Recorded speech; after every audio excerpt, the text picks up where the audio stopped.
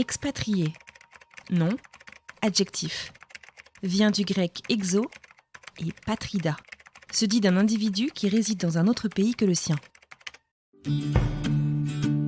Quand on arrivait dans un nouvel endroit, comme quand on arrivait à Kansas City, c'était un peu comme nous contre le monde, on va dire. C'est un peu cheesy de dire ça, mais je dirais qu'on était quand même un bon système de support. Obviously, je suis plus américaine, mais j'aimerais me sentir plus française. Moi, il y a quelque chose qui me dérangeait quand j'étais ado. Je trouvais qu'il y avait un regard très idéaliste sur la vie des enfants et des adolescents expatriés. Nos parents, ils nous ont montré que c'est dur de vivre loin de tout le monde, ça, c'est un peu bouleversant, mais c'est aussi une richesse de découvrir de nouveaux endroits. Ma mère racontait ma vie de lycée, elle racontait homecoming, elle racontait prom, et c'était vraiment le récit, tu vois, le cliché de la vie américaine, et je voyais les commentaires des gens qui disaient ça me rappelle Saved by the Bell, ça me rappelle machin, ça me rappelle truc. Je disais mais c'est pas rose tout le temps en fait. À mon avis, je me sens plus américain parce que même si j'étais né en France, j'ai grandi aux États-Unis.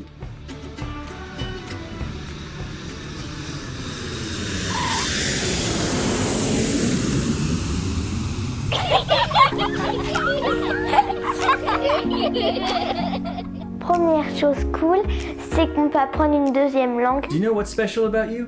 That I can speak 5 languages. Oh, that's pretty awesome. Deuxième truc cool, c'est que l'école elle peut finir un peu plus tôt qu'en France. Par exemple, la mienne elle finit à 3h de l'après-midi.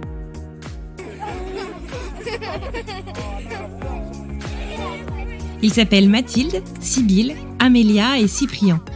Ils vivent à Montréal, au Canada, à Paris, en France, à San Diego, en Californie ou encore à Kansas City, au Kansas. Tous sont nés en France, sauf Sybille, qui est née à Taipei, la capitale de Taïwan en Asie. Mais leur point commun, ce sont leurs parents, qui le 1er novembre 2008 ont décidé d'aller vivre aux États-Unis avec leurs 4 enfants. Mathilde, Sybille, Amélia et Cyprien sont frères et sœurs. Ils sont âgés de 15 à 25 ans et aujourd'hui, ils nous racontent l'impact de l'expatriation sur eux, en tant qu'individus, ainsi que sur leur fratrie. Début d'expatriation, adaptation, ressentiment éventuel même vis-à-vis des parents, mais aussi à moyen et long terme. Qui sont-ils ? Comment se sont-ils construits ? Quelles relations entretiennent-ils, ou non, avec la France ? Se sentent-ils américains, français, les deux ? Et comment envisagent-ils et elles le futur ? On a souvent évoqué l'impact de l'expatriation sur les tout-petits. On a parlé des difficultés de l'apprentissage de la langue notamment. Et nous avions rapidement évoqué les conséquences sur le moyen terme de l'expatriation avec le témoignage de Marie Barrault dans un épisode hors série de 2019. Comment est-ce que nos décisions d'adultes participent à la construction de nos enfants ? Aujourd'hui, je vous propose une plongée au cœur d'une fratrie qui s'est soudée autour du monde, avec des ados et jeunes adultes pleins de recul et passionnants. Je suis Anne-Fleur Andrely et vous écoutez French Expat, un podcast de French Morning. Et je vous présente la fratrie Guglielmi. Je m'appelle Mathilde, j'habite au Canada, près de Montréal, côté Ontario en fait. Donc je suis étudiante à McGill, mais avant ça j'habitais à Kansas City, donc c'est vraiment dans le milieu des États-Unis. Je suis américaine, mais originalement je suis française. Avant de vivre à Kansas City, j'ai vécu en Californie pendant quelques années, et avant ça évidemment en France. Je suis née à Grenoble, donc c'est une ville dans les Alpes.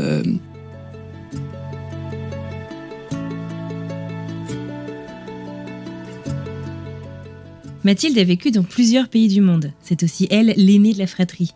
Est-ce qu'elle se souvient de sa vie en France ? J'ai déménagé aux États-Unis quand j'avais 12 ans. Je dirais que c'est vraiment comme mon enfance et le début de mon adolescence que j'ai vécu en France. J'ai souvenir d'aller chez mes grands-parents dans les Alpes, ils ont un chalet. Et ça fait quand même pas mal de temps que j'y suis pas allée. Je crois que la dernière fois que je suis allée en France, c'était en 2017 ou 2018. Et j'y suis pas allée parce que juste la vie est devenue un peu... j'avais souvent des jobs l'été, puis après il y a eu la pandémie évidemment. Donc ouais, je dirais que la France, ça représente plus comme mes racines et mon enfance. Et ça représente aussi vraiment la famille parce que, évidemment, j'ai des cousins et mes grands-parents qui vivent là-bas. La France aussi, enfin, ça représente aussi un peu les vacances. Comme j'ai pas vécu en tant qu'adulte, en gros.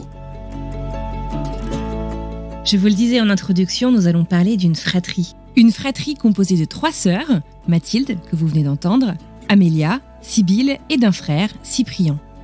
C'est aussi une fratrie qui vit sur 4 fuseaux horaires différents, mais qui reste profondément soudée.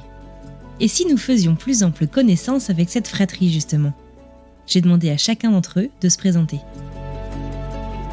Je suis l'aînée. J'ai 2 sœurs plus jeunes que moi. Une qui a 2 ans de moins que moi, une qui a 5 ans et demi de moins que moi. Et il y a 10 ans entre mon frère et moi. Moi, c'est Amélia. J'ai 23 ans. Je suis la seconde. J'habite à Paris. Et je suis actuellement en Master 1 en droit des affaires à l'université Panthéon-Assas. Je m'appelle Sibylle, j'ai 19 ans et en ce moment je vis en Californie à San Diego. Je suis la 3e sur 4. Je m'appelle Cyprien, j'ai 15 ans, je vis aux États-Unis, au Kansas, et je suis le dernier de la famille. Et je dirais qu'on est assez proches, peut-être un peu moins maintenant qu'on est un peu genre éclatés de tous les côtés. On a d'abord déménagé en Californie, puis après à Kansas City. Donc c'était quand même beaucoup de bouleversements, donc on était assez solid, genre on était assez proches. En tant qu'aînée, je dirais que je m'occupais pas mal des plus jeunes. Mathilde me confie bien volontiers qu'elle est très proche de son frère et de ses sœurs. Pourtant, vous l'avez compris, physiquement, ils sont plutôt éloignés. Chacun dans une ville différente, 4 villes, 3 pays, 2 continents, 4 fuseaux horaires différents. Alors comment est-ce qu'on parvient à conserver cette proximité en tant que frères et sœurs ? Avant qu'on soit éclatés de tous les côtés de la planète, enfin, peut-être pas de la planète, mais du continent, on était assez proches. Parce que comme j'ai dit, on a beaucoup déménagé, donc c'était un peu comme... On passait beaucoup de temps ensemble, comme les week-ends. Bon, on avait quand même des amis et tout ça, mais on passait beaucoup de temps, genre, en voyage, dans la voiture. On a fait pas mal de road trips avec mes parents. On s'entendait bien, on rigolait bien ensemble. Souvent, avec Amélia, ma sœur, avec qui j'ai 2 ans de différence, on gardait les petits, ils sont pas si petits que ça, mais quand ils étaient plus jeunes, on s'en occupait. Bien sûr, comme toute fratrie, il y a des disputes. Je me rappelle, genre, quand j'étais en high school, je faisais des devoirs, puis des fois, genre, les 2 plus jeunes, ils venaient courir dans ma chambre et, genre, faire plein de bruit et me déranger, et c'était énervant. Mais c'était pas vraiment de grosses disputes, je dirais. Je suis pas mal proche, enfin, moins maintenant, parce que c'est dur avec la distance, mais de Amélia, parce qu'on a quand même pas beaucoup d'âge de différence, on a beaucoup de choses en commun, même si on a des personnalités, très différentes. Et avec Sibylle, on s'est rapprochés plus ces dernières années parce que maintenant elle est comme une jeune adulte, mais comme on a 5 ans et quelques de différence, il y avait des moments justement au lycée où j'étais un peu moins proche d'elle parce que genre elle était encore vraiment jeune, puis moi j'étais comme adolescente. Et avec Cyprien, ça a toujours été comme le petit bébé de la famille. Je vais dire que c'est un peu bizarre de le voir en tant qu'adolescent maintenant, mais ouais, en gros on avait quand même plutôt une bonne dynamique les 4. Quand on arrivait dans un nouvel endroit, comme quand on arrivait à Kansas City, c'était un peu comme nous contre le monde, on va dire. C'est un peu cheesy mais, de dire ça, mais je dirais qu'on était quand même un bon système de support. C'est moi qui suis partie en premier. Ensuite, Amélia, elle a eu un parcours un peu mouvementé. Genre, d'abord, elle m'a rejoint à Montréal. Ensuite, je suis retournée aux États-Unis et j'ai habité au Colorado 2 ans. Et après, j'ai voulu revenir en Europe. Et donc, je suis passée d'abord par les Pays-Bas où j'ai habité également 2 ans. Et donc voilà, maintenant, je suis à Paris. Et Sibylle et Cyprien, jusqu'à présent, ils vivaient ensemble. Et c'est vraiment en 2020, donc aussi pendant la pandémie, que Sibylle allait commencer sa licence à San Diego. Ouais, donc ça fait quand même 2-3 ans qu'on est vraiment genre un peu éclatés de partout. Avec la pandémie, ça a été difficile. Moi, j'ai pas pu aller en décembre 2020, j'ai pas pu rentrer. Mais en général, durant l'été, on se retrouve avec mes parents et tout le monde. Et aussi à Noël, normalement. Enfin, ce Noël-ci, on était tous là. Quand on est séparés, c'est compliqué parce qu'on est tous sur des zones différentes. Donc, par exemple, Amélia, elle a quand même une vie sociale vraiment... Genre, elle fait beaucoup de choses. Et Sibylle, maintenant aussi. Je dirais que c'est plus facile de parler à une à la fois que genre les 3 ensemble. Ça nous arrive, des fois, on a un group chat sur genre Messenger et on échange des messages là.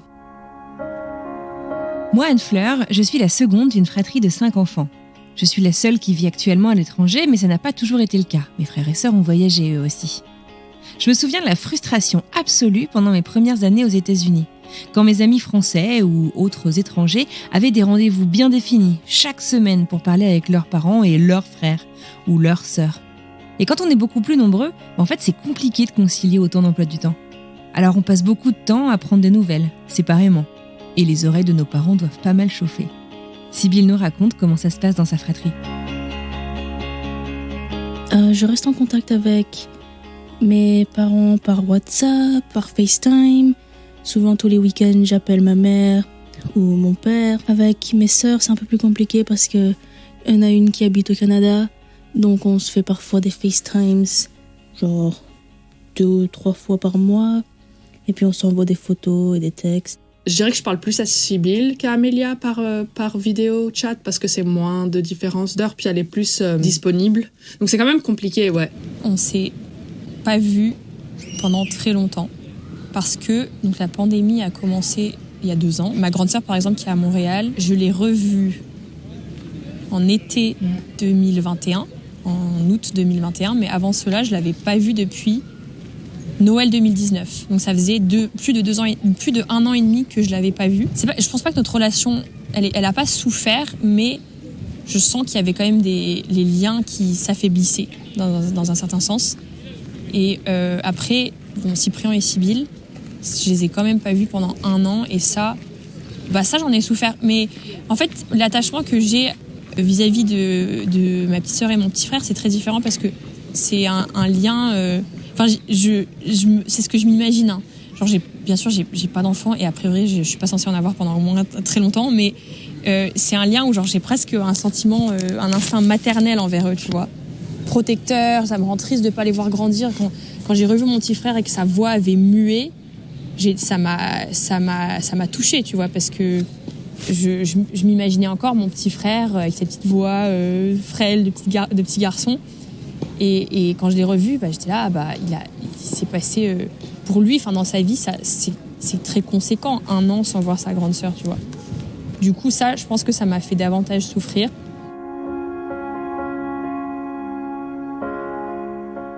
Avec mon autre sœur qui est à Paris, on fait des FaceTimes, mais c'est un peu plus compliqué parce qu'il y a 9 heures de différence. On se parle 1 ou 2 fois par mois, même moins. Mais heureusement, on a quand même notre groupe chat, donc des fois on peut s'échanger des messages et peut-être qu'on les voit pas tout de suite, mais on y répond plus tard. Avec mon petit frère, c'est un peu plus compliqué parce qu'il est vraiment Gen Z. On s'envoie des Snapchats ou des memes ou des TikToks. Puis parfois je le FaceTime, mais très rarement. Et avec mon petit frère, en général, j'appelle ma mère au moins 1 fois par semaine et il dit bonjour, il vient parler. Des fois, il prend le téléphone de ma mère et il me parle. Mais c'est dur d'être tous ensemble, connectés en même temps. Je trouve que ça marche mieux, des fois je suis comme « je vais appeler Sybille » et je l'appelle. Des fois, ça marche mieux que d'essayer de planifier. Souvent, elle répond. Enfin, si c'est pas à une heure ridicule pour elle.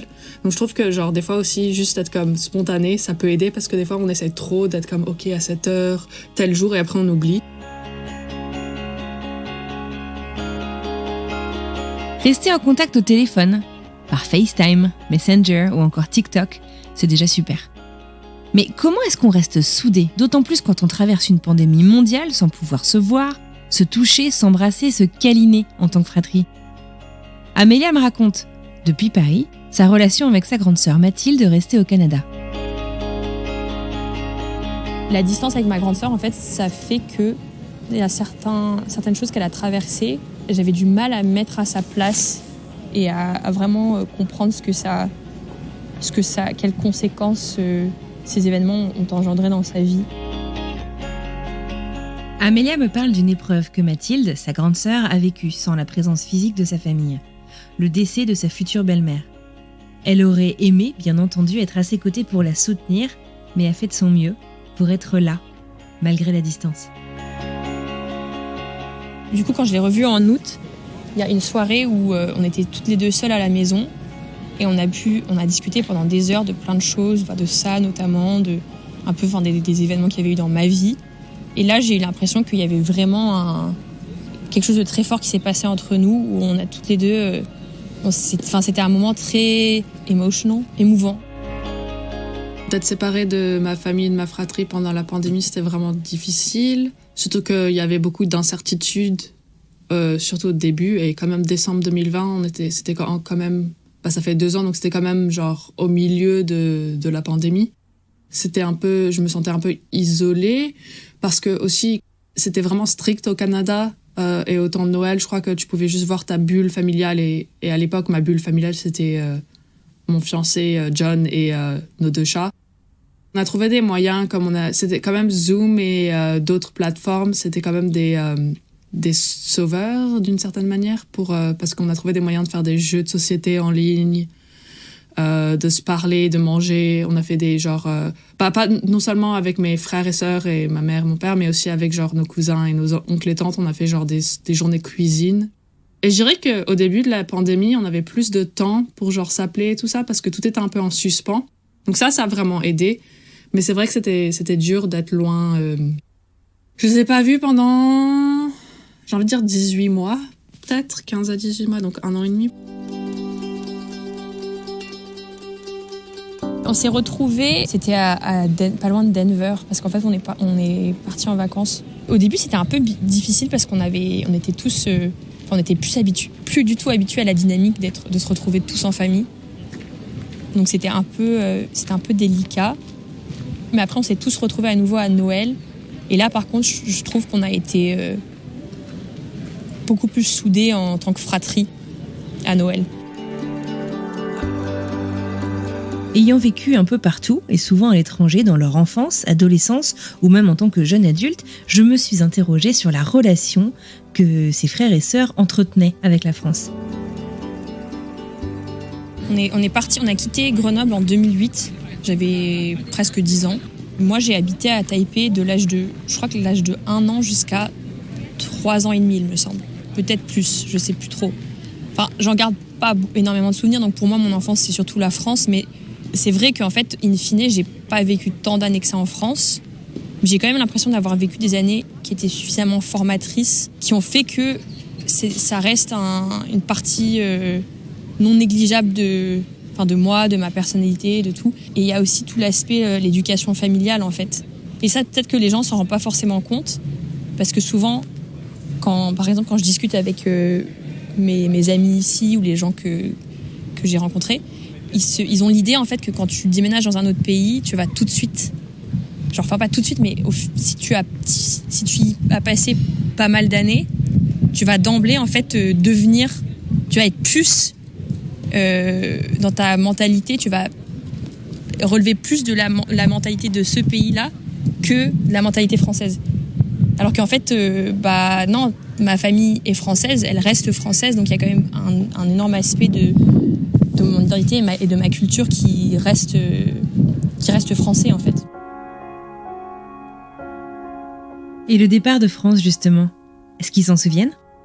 Pour être honnête, c'était vraiment dur. Quand j'ai déménagé, on est parti de Grenoble en Californie à l'origine. Donc c'était en 2008, on est parti le soir après Halloween, donc le 1er novembre. On est parti, donc c'était pas le milieu de l'année, mais l'année scolaire avait déjà commencé. J'étais en 5e.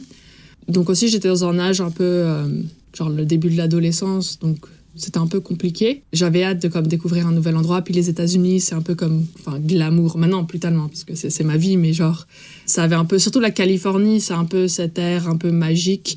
Donc je dirais que les premiers mois, j'ai pas trop profité parce que j'étais un peu déprimée d'être partie comme ça, d'avoir laissé derrière tous mes amis. Au tout début, je sais qu'avec ma grande sœur, avec Mathilde, on a vécu les choses d'une façon très similaire. Parce que de toute façon, même avant notre départ, on vivait souvent, on vivait les mêmes stades de vie à peu près en même temps. Il y avait un peu une blague dans la famille, comme quoi Mathilde et moi, on était jumelles en fait. Et du coup, je sais que le départ, on l'a vécu de façon assez similaire, dans le sens où on était toutes les deux on a beaucoup exprimé notre peine de partir, notre désarroi face à toute la nouveauté de la Californie. Et même, par exemple, Au lycée, je pense qu'un exemple concret, c'est qu'au lycée, il y avait, on a été 2 ans ensemble dans le même lycée, puisqu'on a un écart d'âge de 2 ans. Et chaque année, il y avait une compétition de poésie, ça s'appelait le Slam Poetry, je sais plus exactement le nom de la compétition, mais en gros, chaque étudiant pouvait présenter un poème et le mettre en scène devant un public d'autres étudiants. Et on avait toutes les deux écrit genre des poèmes sur le sujet de notre expatriation, de notre départ justement. Et c'était vraiment genre les mêmes ressentis, les mêmes émotions. Et donc je pense qu'au début, c'était vraiment très similaire. Après, avec Sybille, avec ma petite sœur, c'est plus difficile parce que déjà, c'est une personne qui intériorise beaucoup plus les choses. Mais je pense que peut-être qu'elle avait moins conscience de ce qui se passait. Mais d'un autre côté, elle était quand même elle était pas toute petite non plus, tu vois. Elle m'a déjà dit ça l'a poussée à se poser des questions sur son identité. Mais peut-être pas de façon aussi aussi importante ou radicale que moi et Mathilde. Et Cyprien, comme il est tout petit, je pense qu'il y a beaucoup moins cet aspect de crise identitaire, où est-ce que j'appartiens, est-ce que je suis français ou américain. Je pense que lui, la France, c'est évidemment un pays dans lequel il a des racines, mais c'est surtout un pays qu'il a vu en vacances l'été. Donc les rapports sont très différents. Mais c'est vrai que on a découvert des choses merveilleuses, on a beaucoup voyagé. En Californie, c'est vraiment divers. Il y a des parcs nationaux, il y a l'océan. San Francisco, c'est vraiment une belle ville. Bien sûr, il y avait une part un peu de merveilleux, mais c'était quand même difficile de s'adapter au changement. J'aimerais vraiment retourner en France juste pour, experience la vie en France. Peut-être travailler là-bas, mais je sais pas pour l'instant. Mais oui, j'aimerais vraiment un jour retourner en France ou en Europe. Il y a eu une évolution dans notre perception vis-à-vis de nos identités, nos pays, nos cultures.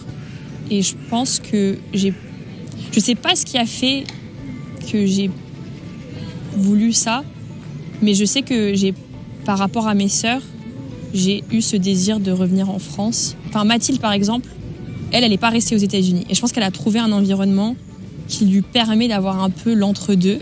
Montréal, c'est bilingue déjà comme ville. Il y a pas mal d'enfants d'expat aussi. Et je pense que ça lui permet d'être en même temps dans un pays dans la culture qui reste assez proche de celle des États-Unis, parce que ça reste une culture nord-américaine, mais où elle peut aussi retrouver l'élément de la langue française et de la francophonie. T'as moins l'impression de faire tâche quand t'es dans un environnement comme ça. Comme il y a plein d'enfants d'expat français et d'enfants d'expat tout court, t'es moins conscient de ta différence.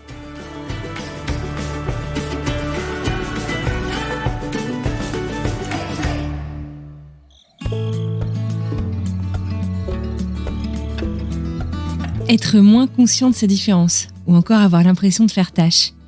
Je trouve ces mots très forts, presque choquants. Choquants parce qu'ils vont vraiment à l'encontre des idées véhiculées, à nous, adultes expatriés. J'ai décidé de scinder l'histoire de cette fratrie en 2 épisodes afin de vous permettre de l'apprécier à votre rythme.